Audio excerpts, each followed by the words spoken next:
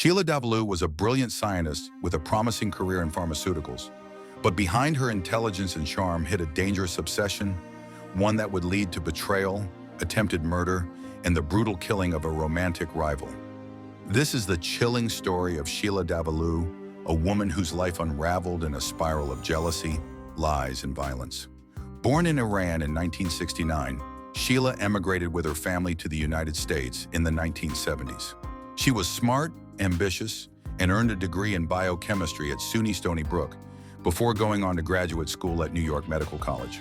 There, she met Paul Christos, a man who would later become her husband. But before Paul, Sheila had already left destruction in her path. Her first marriage to Farid Musavi collapsed when he discovered she was cheating with Paul. By the early 2000s, Sheila was working as a pharmaceutical researcher at Purdue Pharma in Stamford, Connecticut.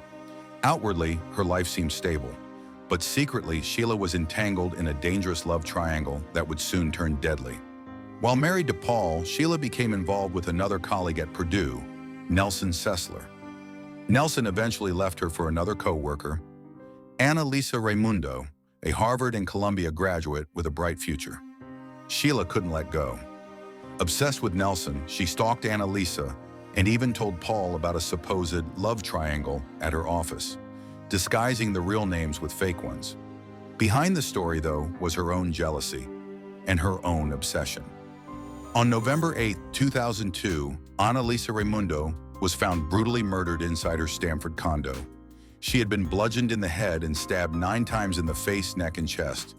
Shortly before police arrived, a woman called 911, claiming to witness a man attacking Lisa. That call was later traced back to Sheila Davalloo, but at the time, police didn't have enough evidence. Suspicion lingered, but Sheila walked free. Just a few months later, on March 23, 2003, Sheila turned her violence closer to home. That night, she convinced her husband Paul to play a game. He was blindfolded and handcuffed while she touched him with objects, asking him to guess what they were. But then she pulled out a paring knife and stabbed him twice. Bleeding and confused, Paul begged for help. Instead of rushing him to the hospital, Sheila stalled, trying to finish the job. When she finally drove him to Westchester Medical Center, she attempted to stab him again in the parking lot. Miraculously, Paul survived after emergency open-heart surgery, and Sheila was arrested. In 2004, she was convicted of attempted murder and sentenced to 25 years in prison. The attack on Paul reopened suspicion around Lisa Raymundo's unsolved case. Investigators connected the dots.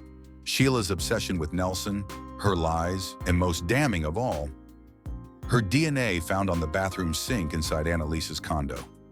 In 2007, Sheila was finally charged with Lisa's murder. But in true Davalloo fashion, she tried to outsmart the system, representing herself in court. She cross-examined her own ex-husband about his stabbing, broke down crying in front of the jury, and even mocked the prosecution's voice analysis by joking, "Harry Connick Jr. and Frank Sinatra sound alike." But the jury wasn't laughing. In 2012, Sheila Davalloo was convicted of first-degree murder. The judge sentenced her to 50 years in prison, to begin only after she finished her 25-year sentence in New York. In total, Sheila faces 75 years behind bars, effectively a life sentence. Sheila Davalloo's story is one of intelligence twisted into manipulation and love consumed by obsession. She was a scientist, a wife, and a co-worker. But beneath it all, she was a killer. Lisa Raymundo's life was cut short by jealousy, and Paul Christos narrowly escaped becoming another victim. Today, Sheila Davalloo sits behind bars, a chilling reminder that sometimes the most dangerous people hide in plain sight.